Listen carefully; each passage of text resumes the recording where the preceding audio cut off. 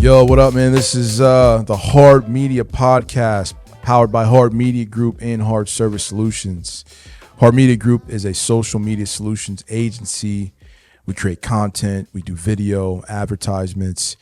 HSS, also known as Hard Service Solutions, is a very similar company, but it is targeted towards the service industry. So anything on the home, in the home, concrete windows, sidings, roofing, we do it fantastic in that space. Let's get to it. So Adidas, man, they're in a tough spot. May lose $750 million because they're sitting on a Yeezy stockpile. The $700 million or the $700 to $750 million is operating profits. Adidas plans to continue selling Yeezys, but they said that back in October, but they wanted to take the Yeezy branding. But they're nervous because they don't know if the public's going to receive the Yeezy without that Yeezy branding, without that connection. What do you think about Adidas right now? They're not. There's no way the public receives that without Yeezy on it. I mean, we're just talking. Now it looks like a knockoff. It's super corny. I don't think that's going to move. So I think the real decision becomes: do they work with Kanye? Do they try to mend a bridge, figure something out, and change the public persona that is Kanye currently? Yeah. Or do they just pretend like it never happened, flush him into the market, and try to do it as low key as possible? Ooh, this is a tough one. But I definitely don't think you release them without the name on them. I would not do that, and I think that's why they haven't done it yet. They know that, right? Some are going to buy it, but the fact of the matter is, before Kanye is involved with Adidas, I think much of the public is starting to put Adidas in that Reebok category, right? Where they're just like, I know the brand, it was cool when I was a kid, but like I'm really not tapping in right now. Like Nike had shit on lock. You know what I mean? It sounds like pretty much Adidas was in a situation where they were on the cusp of falling apart. Kanye comes in, he got this new Yeezy brand, and it makes them just exuberantly profitable, blows them up, right? Now they're good again. Now without this deal, they're back in the same space where they're either saying, hey, we're going to lose money or we're barely breaking even, which is now messing with the stock market. Then to add insult to injury, this whole thing was going beautifully until Kanye did whatever, right? Because they had the Beyonce line as well, the Ivy Park, which was taking off. They were expecting that to do $250 million. Kanye leaves, everything falls apart. They end up doing $50 million. So now they're in a situation where like they had this great scheme. They've got the power of Kanye and his, celebrity brand. They got the hottest shoe on the planet since the Jordan 1, right? Or just Jordan in general. Now they're bringing in another power celebrity. They got, Adidas had it going on. Adidas, in my opinion, was kicking, just smashing Nike over the last 2-3 years, right? Now with all this going on, it's like, how do you bounce back from this? Like, what are you going to do when you have no profits? The stock is going down. You've got all this Adidas or this Yeezy stockpile that you're afraid to do something with. Like, are they in a catch-22 where it's like, because Kanye said what he said, they can't now put that out there with his branding? Do they not want to give Kanye the money? Like, what? I don't know. This is interesting. Well, I mean, Kanye is that brand. I mean, that's what everyone I think wants to avoid that. No one cares about Adidas. No one ever cared about Adidas when the Yeezy was being produced. They were just basically a glorified manufacturer for Kanye at that point, and that's the only thing anyone cared about. So the question becomes, was Adidas, it's like Adidas goes into heart failure. They're struggling. Kanye resuscitates them, puts them on life support. And then when you unplug that life support, what do you expect to happen? Right. And so it's like, okay, well, it's basically, even if they release the rest of the shoes and they come out, what is it, $750 million of the shoes, whatever it is, does it matter?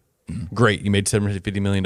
You profited on that stock. Now it's over still. You just delayed the inevitable. Yeah. Because your brand never mattered. Like it really, realistically never mattered. Ooh, that's a tough one.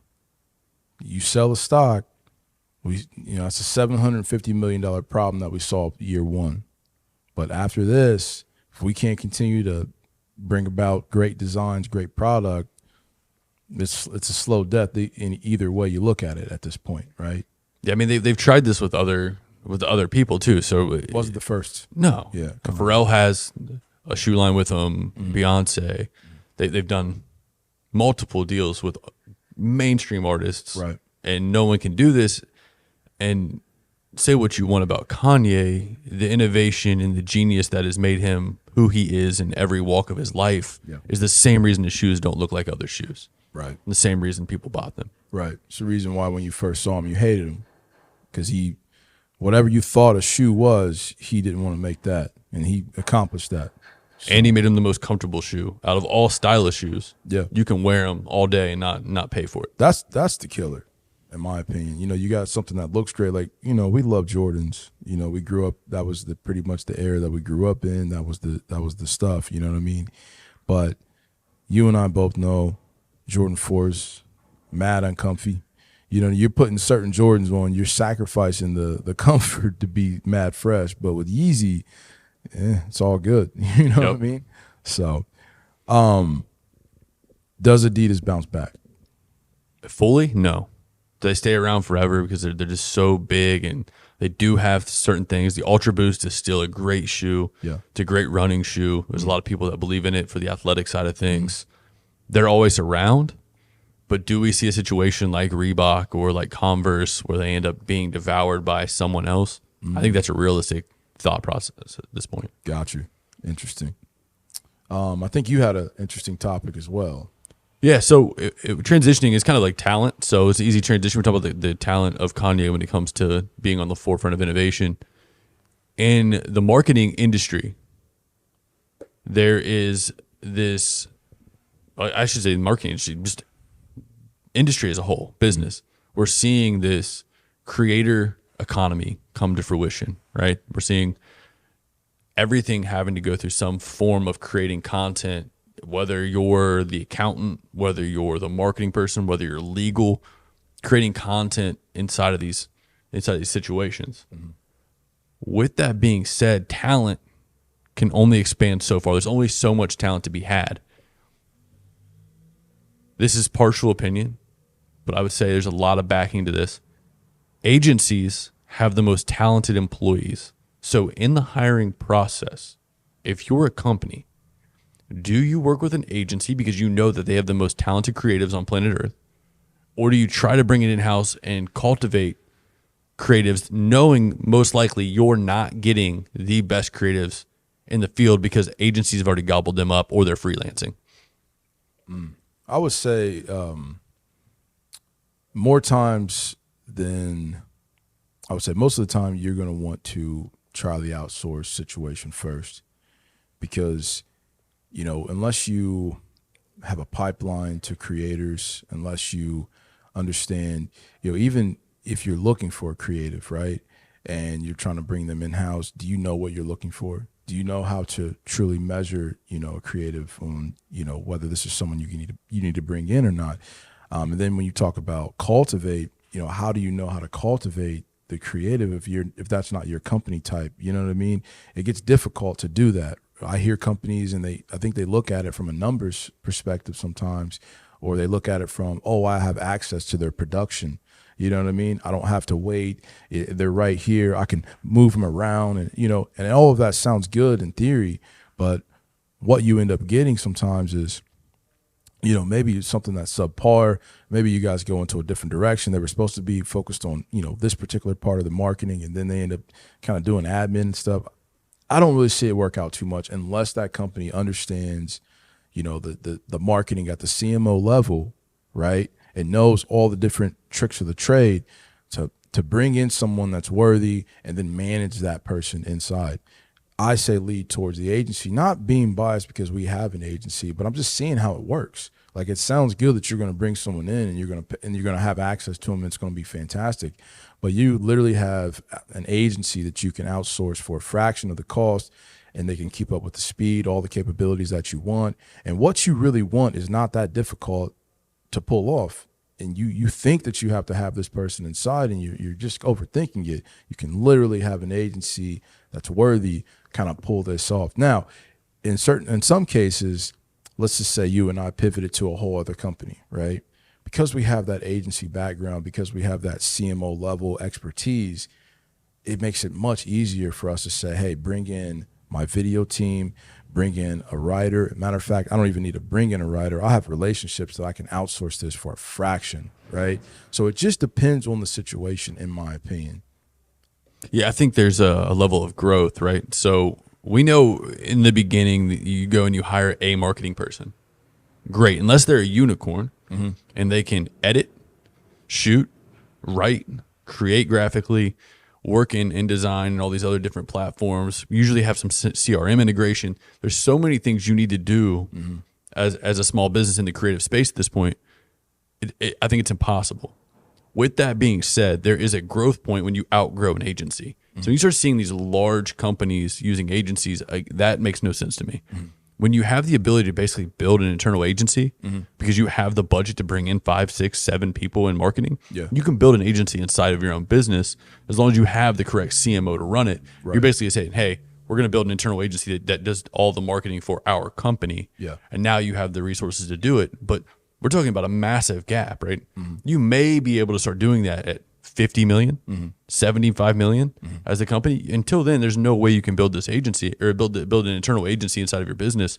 So there's no doubt that the right move is to work with an agency between there, because one person can't keep up with the demand on content, the demand on creative, and the demand on marketing at this point in the game. And that's what goes back to, in a way, it's like the ownership's ignorance, right? They really don't know how this works.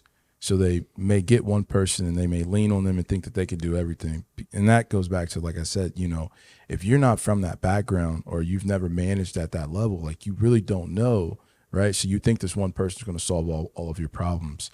Back to something that you just said earlier, though, when you talked about the size of a company, being able to adequately bring in an internal marketing mechanism and have it in-house.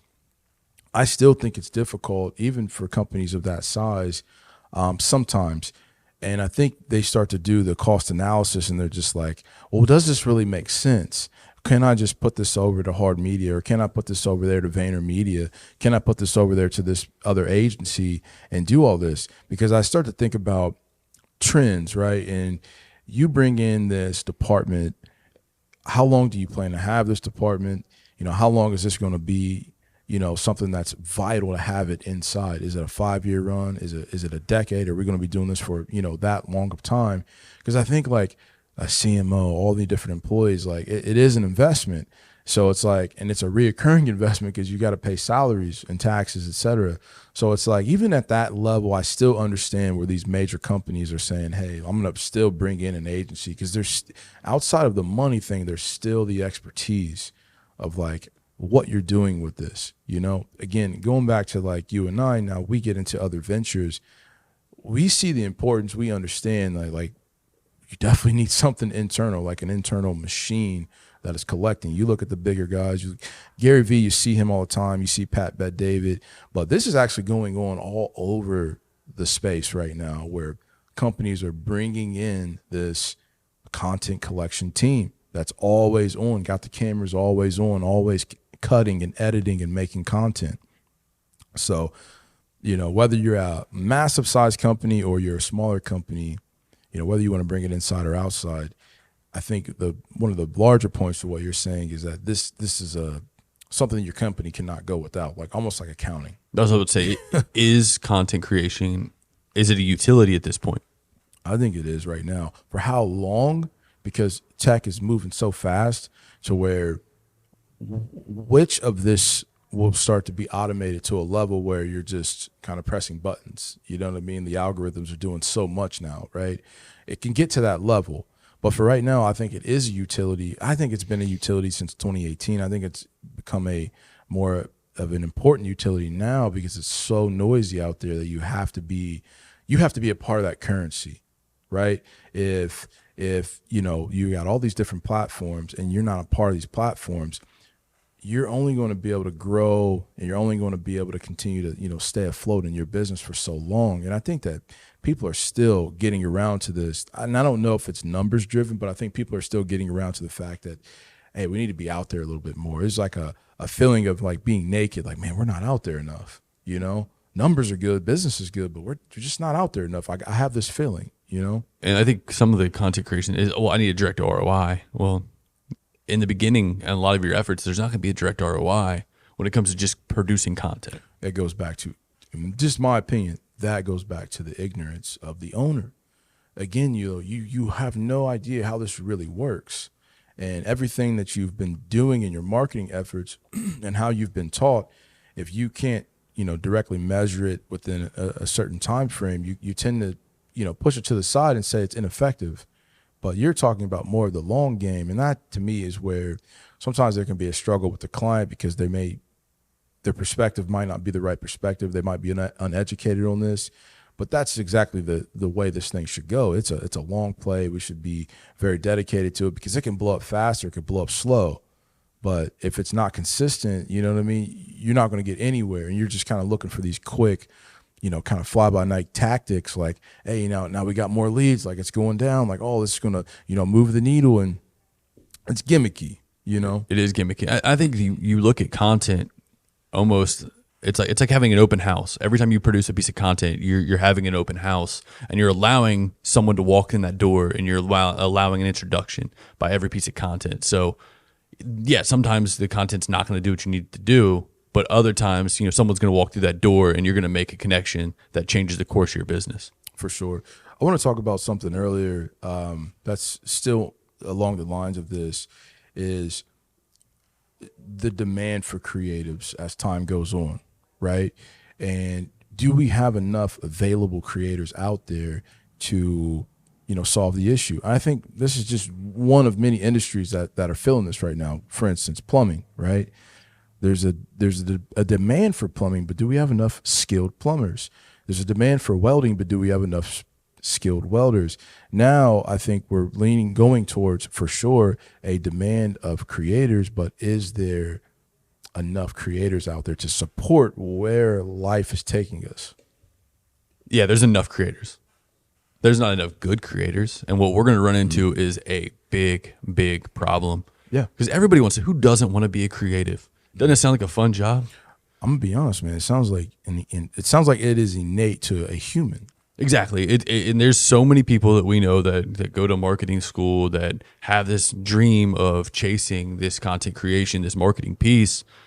But at this point, the way the game has gone, there's a level of talent no different than going into the NFL, and it is not something that can be taught. It's not something that can be coached. Yeah. It is a level of creative insight and just natural fluidity into how to produce something that can't be done by everybody. But you're gonna see a market flooded.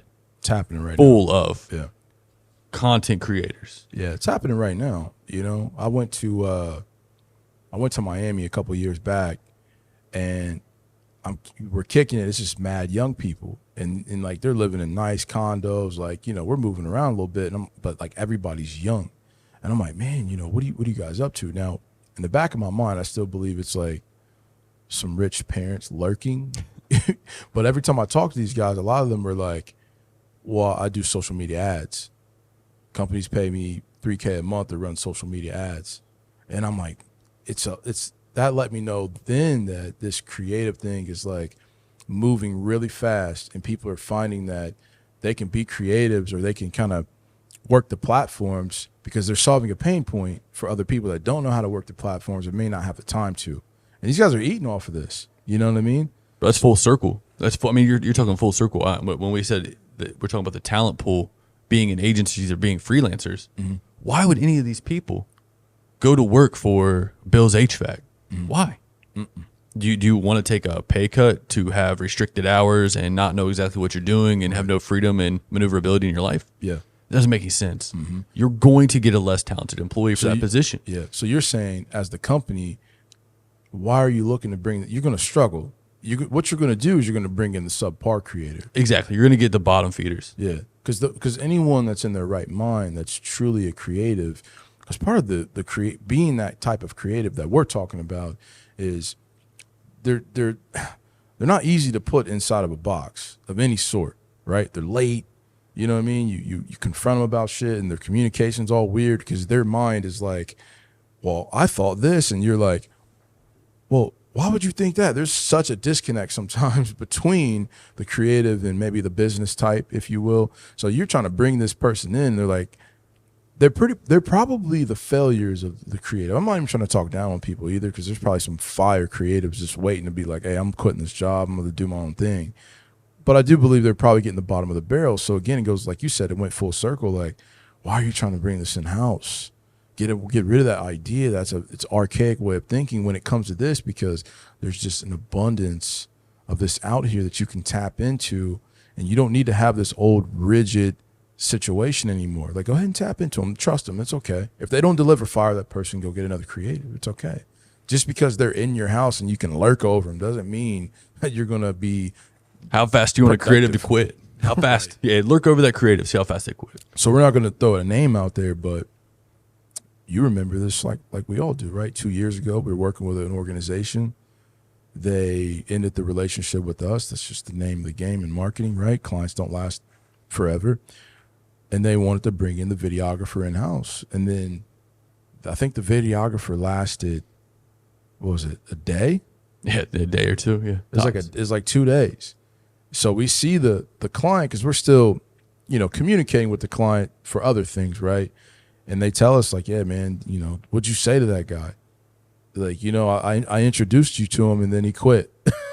And I'm like, yo, it's not me, man. You literally brought a creative in to be creative and free flowing and have this autonomy to be spectacular, right? And you just put him in a box. You put him in the 9 to 5 hole and told him he had 2 15-minute breaks. Like, that's going to scare him. He's going to go back and just be poor. And he's creative, and he's boxed in creatively. Yeah. If you're working as a freelancer, you pick your projects, and if you're working for an agency, yeah, just speaking from our side of things, Will could be, our videographer could be shooting on a roof, then he could be at a cannabis growing company, then he could be at a bioengineering firm, then he could be at the DoD. Yeah. Like, the amount of creative fluidity he has compared to someone that's a videographer inside of, like I said, Bob's HVAC, yeah, right? There's no on top of all of the other things that are there to play. Yeah, you still also have the creative box you've been put into to only work with the same company over and over again. Doesn't work. And what's going to end up happening is the content's going to get stale because you have the same person marketing for the same company forever, and you have no new thought processes or anything else. Plus, it's going to get stale because who's the CMO? Who's controlling it? As the owner, he or she probably doesn't really know. They know their brand. They know what they want to get off. But, if they're in control of it, I think that's also going to play into how this gets stale, because you brought a creative in and you know what I mean? You really don't know what you're doing. Why does every owner think they know how to market?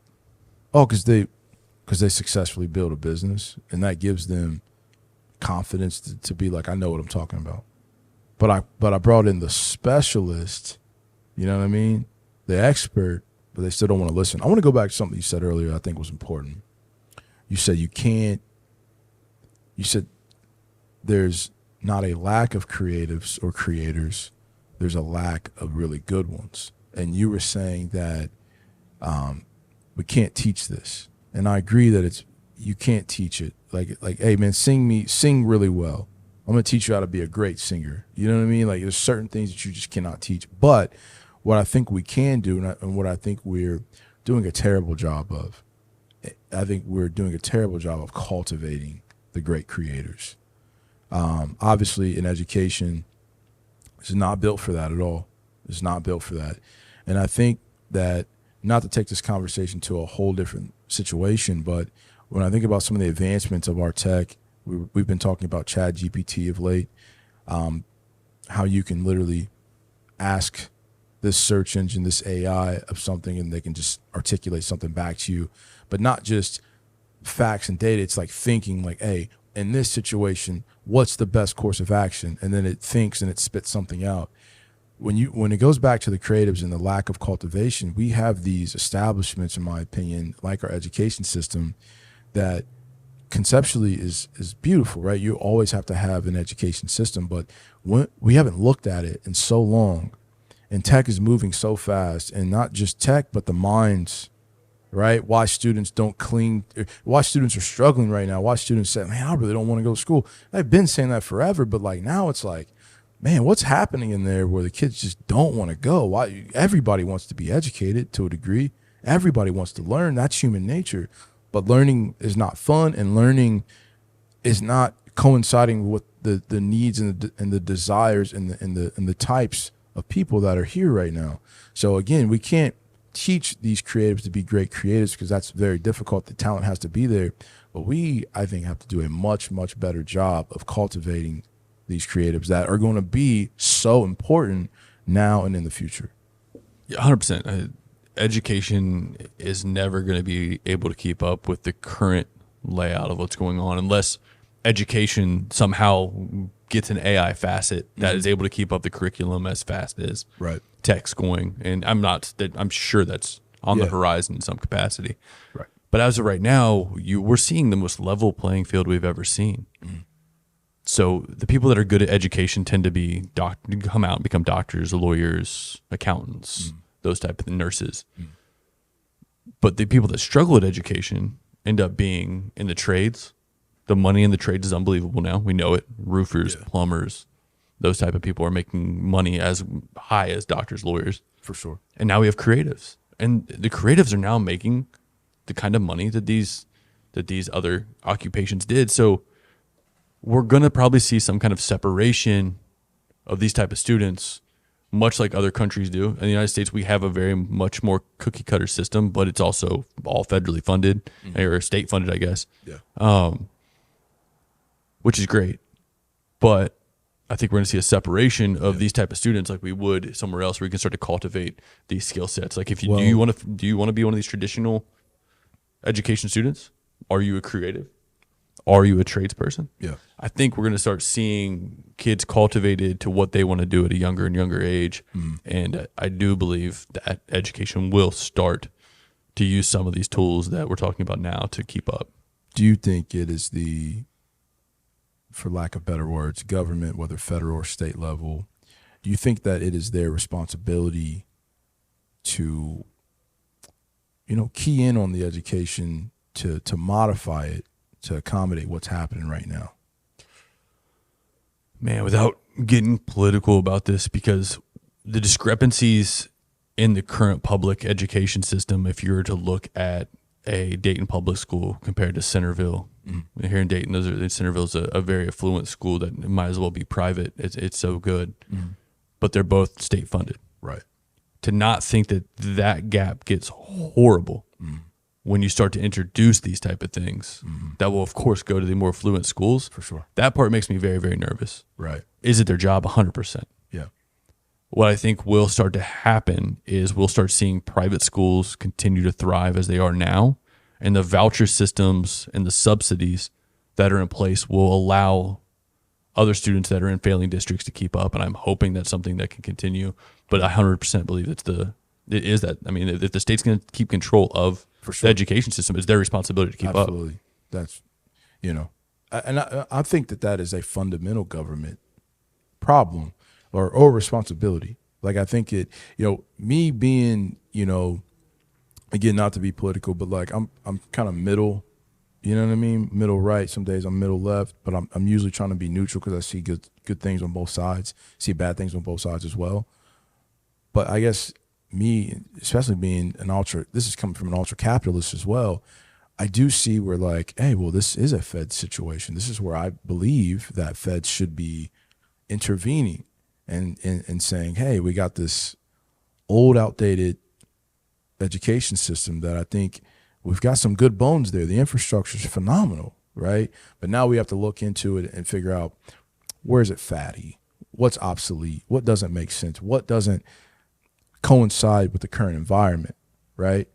And until we look at that, I think, again, we've pivoted way out, but I think that we are doing a disservice to the country by not looking at that and saying, hey, what can we rearrange? What can we restructure here, right? I know that because we're bringing in something new, some old things are going to die off, and it's going to make some people uncomfortable, but is this best for the country right now, what we're producing with our education system?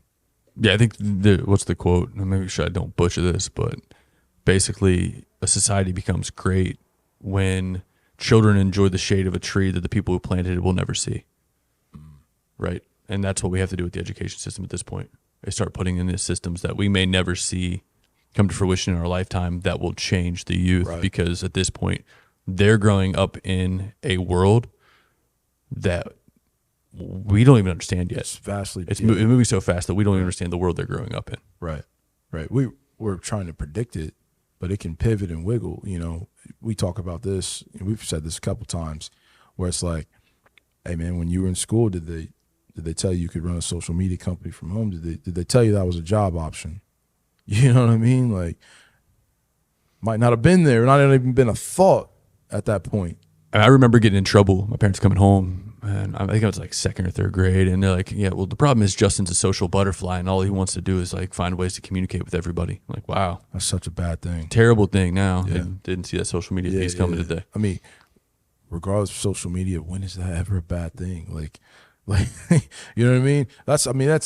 We're kind of beating a dead horse, but that's part of the problem. It's like, well, from our perspective, and I think entrepreneurs just look at things differently, because sometimes we just see skill sets and capabilities. And when I see a social butterfly that is able to, you know, be a leader, able to influence people around him and kind of sift through different groups really fluidly, I'm like, man, it's a special kid. Where does that kid belong? Is it the communications world? Is it the business world? Is it the negotiation world? Is it the promotion world? Where does that kid belong in? And in school, a lot of those skills and traits are penalized, right? Or you might get measured and, well, he doesn't pay attention. He got a D in social studies. You know what I'm saying?